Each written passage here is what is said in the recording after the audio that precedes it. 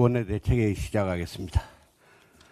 코스피 9천의 그림자에 대해서 말씀드리겠습니다. 어제 코스피가 사상 최초로 9천을 돌파했습니다. 코스피가 올랐다는 소식 자체는 좋은 소식입니다. 국민의힘도 코스피 9천 돌파를 기쁜 마음으로 축하합니다. 하지만 국정에 무한한 책임을 진 대통령과 정부는 코스피 9천에 도취하고 자화자찬할 때가 아닙니다. 오히려 코스피 지수가 기쁨보다는 박탈감을 안겨주는 숫자가 되고 있다는 지적에 겸허히 귀 기울여야 합니다. 어제 코스피가 올랐지만 정작 주가가 오른 종목은 109개에 불과했고 보합은 17개, 떨어진 종목은 791개였습니다. 삼성전자, 하이닉스 등 일부 반도체 대장주 중심의 쏠림 현상과 업종 간 양극화에 대한 우려의 목소리가 점점 커지고 있습니다. 그리고 올해 들어 어제까지 코스피 시장에서 사이드카가 26번이나 발동되었다고 합니다. 글로벌 금융위기가 있었던 2008년 연간 발동 횟수와 동일한 수치를 반년 만에 기록한 것입니다. 이렇게 급등과 급락을 반복하는 불안한 시장이 건강하다고 말할 수 없습니다. 지수를 밀어올리는 요인 중 하나로 꼽히는 개인 투자자들의 비투 증가 역시 우리 경제의 위험 요인입니다. 무엇보다 가장 심각하게 봐야 할 문제는 뉴노멀이 된 고환율입니다. 어제 원달러 환율이 또다시 1530원대를 돌파한 1536원에 마감했습니다. 1500원대 고환율이 사실상 고착화되는 국면입니다. 이재명 대통령은 올해 1월 신년 기자회견에서 환율이 한두 달 안에 1,400원 정도로 안정화될 것이라고 자신했습니다. 예측은 빗나갔습니다. 그런데 지난주 취임 1주년 기자회견에서도 지금의 고환율이 일시적인 현상이라고 말했습니다.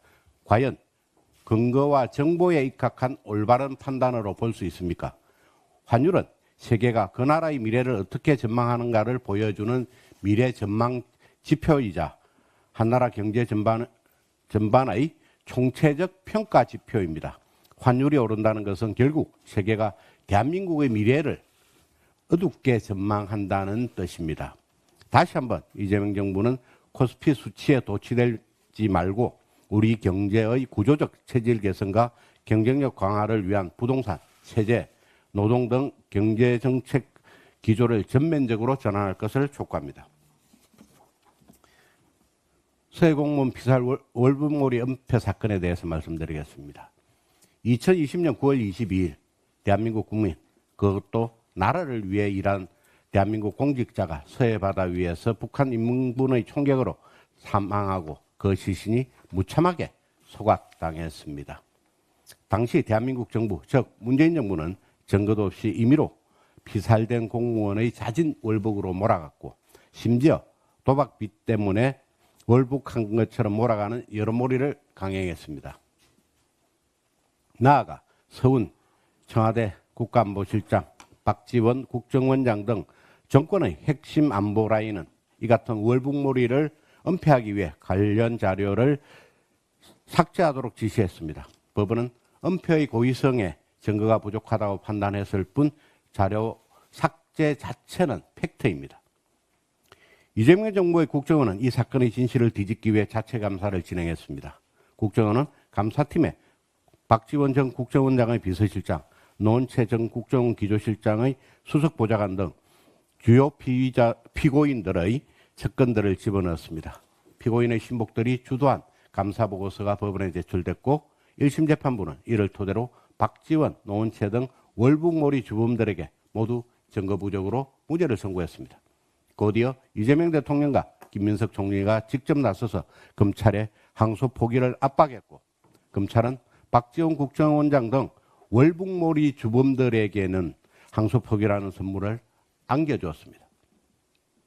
서훈 안보실장과 김홍희 해경청장에 대해서는 항소했지만 직권남용죄라는 핵심 혐의는 항소하지 않아 사실상 항소 포기나 다름없습니다.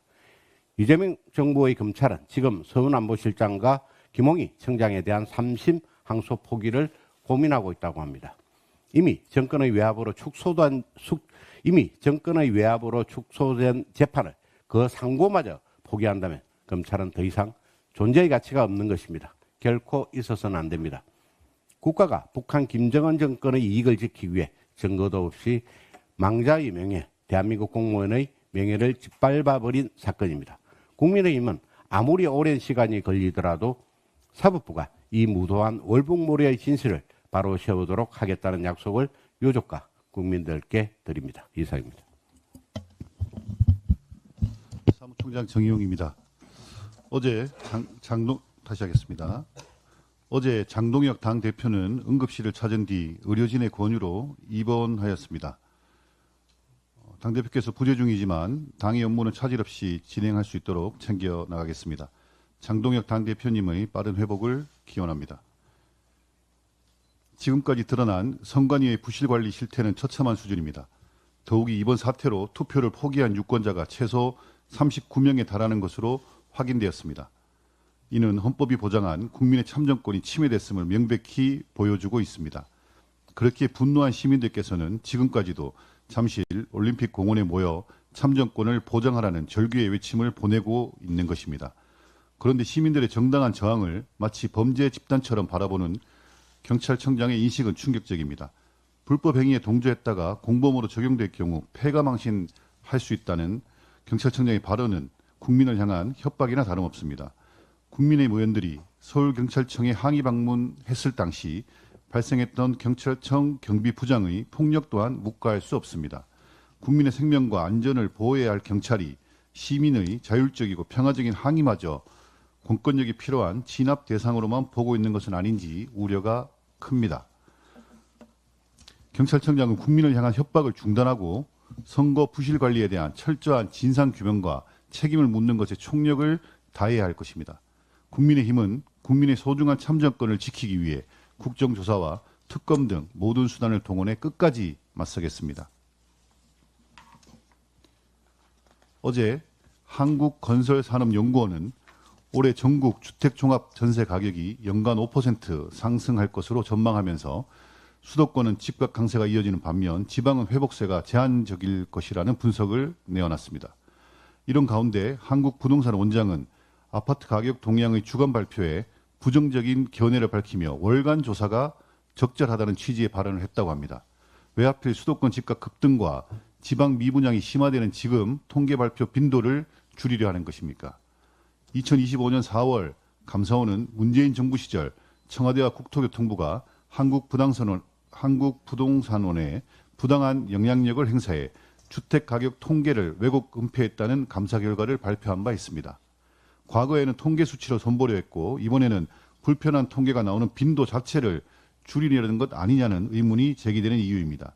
정부는 부동산 통계 발표 빈도를 줄이려는 시도를 당장 멈추고 국민이 신뢰할 수 있는 정확하고 투명한 통계에 기반해 집값 안정을 위한 실질적 대책부터 제시하기 바랍니다. 국민의힘은 지방 DSR 규제 합리화 등 지역 맞춤형 부동산 정책을 적극 추진하고 과도한 세금 규제 중심 정책을 정상화하여 실수요자 보호와 지역 균형 발전을 위한 대안을 마련해 나가겠습니다.